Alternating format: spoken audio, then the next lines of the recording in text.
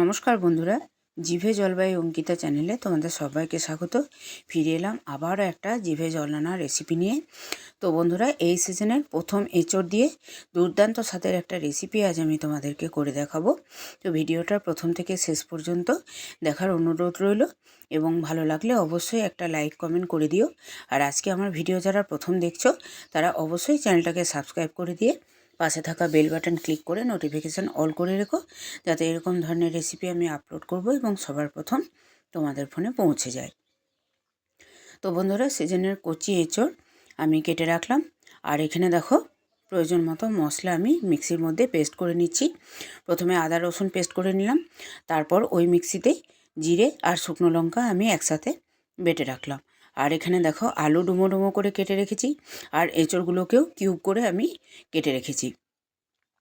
আর রান্নাটা যেহেতু আমি সর্ষে তেলে করব, তাই আগে কড়াইয়ের মধ্যে আমি সর্ষের তেল গরম হতে বসিয়ে দিয়েছি। এখন ওর মধ্যে দিয়ে দেব সামান্য একটু লবণ ও সামান্য একটু হলুদ। লবণ আর হলুদটা দিয়ে তেলটাকে খুব ভালোভাবে গরম করে নিয়ে খুন্তির সাহায্যে এইভাবে গোটা কড়াইয়ে যদি বিলিয়ে দেওয়া হয়, তাহলে কিন্তু খুব সুন্দর ফ্রাই করা যায় যে কোনো কিছুই। তো দেখো, প্রথমে আলুগুলো আমি ফ্রাই করে তুলে নেব।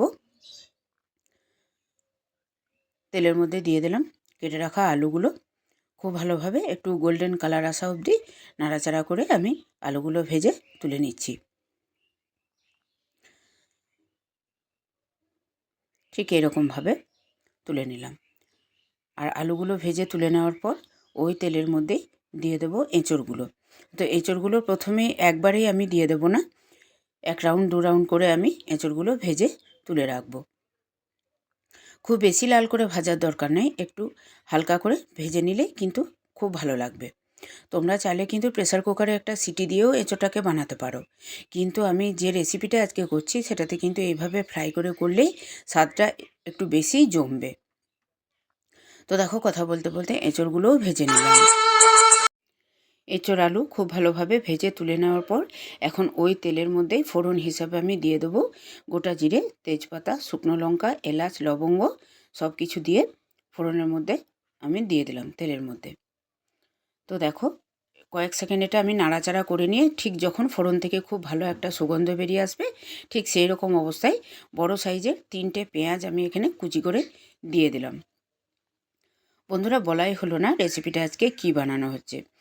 রেসিপিটা হচ্ছে আজকে এঁচড় দিয়ে চিকেন। তো বন্ধুরা, অনেক সময় গৃহস্থের দেখবে যে ফ্রিজে একটু এক্সট্রা চিকেন পড়ে থাকলো বা এঁচড়ের সাইজটা এমনই হলো যেটা বাড়ির সবাইকে একসঙ্গে পরিবেশন করা সম্ভব হয়ে ওঠে না। তো সেক্ষেত্রে সেই পড়ে থাকা একটু চিকেন এবং ছোট এঁচড় দিয়ে, কচি এঁচড় দিয়ে দুর্দান্ত স্বাদের এঁচড় চিকেন রেসিপি আজকে হচ্ছে। তো দেখো, পেঁয়াজটা সোনালি করে ভেজে নেওয়ার পর প্রথমেই যে জিরে শুকনো লঙ্কা বেটে রেখেছিলাম সেটা এখন এর মধ্যে দিয়ে দিলাম। শুধু জিরে শুকনো লঙ্কা বাটাটাকে দিয়ে খানিকক্ষণ নাড়াচাড়া করে নিয়ে একটু কষানোর পর দিয়ে দেবো যে আদা রসুনের আমি পেস্টটা বানিয়ে রেখেছিলাম, সেই আদা রসুনের পেস্টটা এখন এর মধ্যে আমি দিয়ে দিচ্ছি। তো সমস্ত মশলা কিন্তু খুব ভালোভাবে কম আঁচে কষিয়ে নিতে হবে। আঁচটাকে কমিয়ে নিয়ে কষালে তাহলে মশলাটা ধরে যাওয়ার কোনো চান্স থাকে না। তো দেখো, খুব ভালোভাবে কম আঁচে কষিয়ে নেওয়ার পর এখন এর মধ্যে দিয়ে দেবো স্বাদ অনুযায়ী লবণ ও আন্দাজ মতো হলুদ। আর এখানে মশলাটা কষানোর সময় কিন্তু মিক্সির বাটি ধোয়া জলও এর মধ্যে আমি দিয়ে দিয়েছিলাম। তো লবণ আর হলুদ দিয়ে খুব ভালোভাবে মশলাটাকে আবারও কষিয়ে নেব। এতে করে মশলার যে কাঁচা গন্ধটা থাকে সেটা চলে যাবে। তো দেখো, মশলাটা খুব ভালোভাবে কষিয়ে নেওয়ার পর যে চিকেনটা আমি ধুয়ে পরিষ্কার করে রেখেছিলাম, এখানে 500 গ্রাম মতো চিকেন আছে। 500 গ্রাম মতো চিকেন আমি এর মধ্যে ধুয়ে পরিষ্কার করে দিয়ে দিলাম। তো বন্ধুরা, চিকেনের মধ্যে দেখতে পাচ্ছ স্কিন রয়েছে। শীতকালে কিন্তু স্কিন সহ চিকেনের কিন্তু দুর্দান্ত স্বাদ হয়। এখানে আমি স্কিন সহ চিকেন নিয়েছি ঠিক কথাই, তোমরা যদি স্কিনটাকে অপছন্দ করো তাহলে অবশ্যই স্কিন ছাড়া চিকেন কাটিয়ে নিয়ে আসবে। তো কষানো মশলার মধ্যে সমস্ত চিকেনটাকে আমি এইভাবে আলাদা আলাদা করে ছড়িয়ে ছড়িয়ে দিলাম। ঠিক এরকমভাবে দেওয়ার পর খুব ভালোভাবে হালকা হাতে নাড়াচাড়া করে কষিয়ে নেব।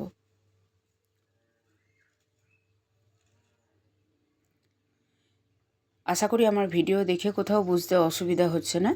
যদি কোথাও বুঝতে অসুবিধা হয়ে থাকে তাহলে অবশ্যই নিচে থাকা কমেন্ট বক্সে আমাকে কমেন্ট করে জানিও। কোন ধরনের রেসিপি দেখতে চাইছো সেটাও কিন্তু কমেন্ট করতে ভুলো না।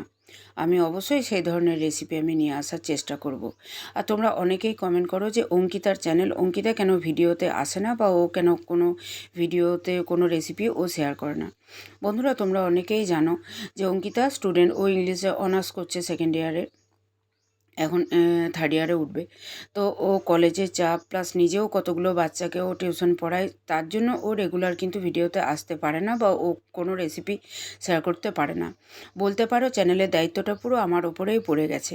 এবারে আমি যেহেতু সাধারণ হাউসওয়াইফ, আমাকেও সংসারের সমস্ত কাজ ওদের প্রতি দায়িত্ব পালন করার পর যেটুকু সময় পাই তার মধ্যে দিয়েই কিন্তু তোমাদের জন্য আমি ইউনিক রেসিপি আমি নিয়ে আসার চেষ্টা করি। তো তোমরা প্লিজ ওকে একটু ক্ষমা করো, ওকে একটু ভালোবেসে ওর চ্যানেলটার পাশে থেকো, সাবস্ক্রাইব করে, লাইক কমেন্ট শেয়ার করে চ্যানেলটাকে সবারই মাধ্যমে একটু শেয়ার করে দিও। তো যাই হোক, অনেক কথা বলে ফেললাম। কথা বলতে বলতে দেখো চিকেনটা কষানো হয়ে যাওয়ার পর আমি ভেজে রাখা যে এঁচোড় আর যে আলুটা আমি তুলে রেখেছিলাম সেটাও আমি দিয়ে দিয়েছিলাম। তো এঁচোড়, আলু, চিকেন খুব ভালোভাবে আমি দেখো কষিয়ে নিচ্ছি। আঁচটা এখন বাড়ানোই আছে। যে মশলার যে কাঁচা জল, চিকেন থেকে যে জল বেরিয়েছিল সেগুলো সমস্ত শুকনো হয়ে যাওয়ার পর আমি দিয়ে দিলাম জল। তো এখানে এই রেসিপিটা খুব ঝোল কিন্তু ভালো লাগে না, একটু গায়ে লাগা গ্রেভি থাকলেই বেশি ভালো লাগে। তোমরা লুচি, রুটি, পরোটা, নান, ফ্রাইড রাইস সব কিছুর সাথে অনায়াসে খেতে পারবে এই এঁচোড়ের চিকেনের রেসিপিটা। গরম ভাতের সাথেও দুর্দান্ত লাগবে। তো দেখো জল ঢেলে দেওয়ার পর আমি ঢাকা দিয়ে রাখলাম। আর 5 মিনিট মতো আমি হাই হিটে রেখেছিলাম, আর 5 মিনিট মতো আঁচটাকে কমিয়ে রেখে এঁচোড়, চিকেন খুব ভালোভাবে আমি সিদ্ধ করে নিয়েছিলাম। আর যেহেতু ফোড়নে আমি গোটা গরম মশলা দিয়েছি, তাই নামানোর সময় আর গরম মশলার গুঁড়ো আমি ব্যবহার করলাম না। তোমরা যদি ফোড়নে না দাও তাহলে সেক্ষেত্রে নামানোর সময় একটু গরম মশলার গুঁড়ো দেবে, তাহলে কিন্তু স্বাদটা আরও ভালো লাগবে, গন্ধটাও খুব সুন্দর উঠবে। বা গরম মশলা যদি নাও থাকে তাহলে টাটকা ধনেপাতা থাকলে সেটাও দিতে পারো, কসুরি মেথি থাকলেও দিতে পারো। তো রান্না অলমোস্ট ডান। তোমাদের কেমন লাগলো অবশ্যই কমেন্ট করে জানিও। ফিরে আসছি আবার অন্য কোনো দিন অন্য কোনো জিভে জল আনা রেসিপি নিয়ে। ততক্ষণের জন্য সবাই সুস্থ থেকো, ভালো থেকো। আর বন্ধুরা, চ্যানেলের পাশে থেকো, একটু লাইক কমেন্ট শেয়ারের মাধ্যমে একটু সাবস্ক্রাইব করে দিয়ে একটু পাশে থেকো। আর সব বন্ধুদের মধ্যেও চ্যানেলটা একটু ছড়িয়ে দিও, যাতে তারাও এরকম ধরনের ইউনিক রেসিপি দেখার সুযোগ পায়। তো তাহলে আজ এই পর্যন্তই। টাটা।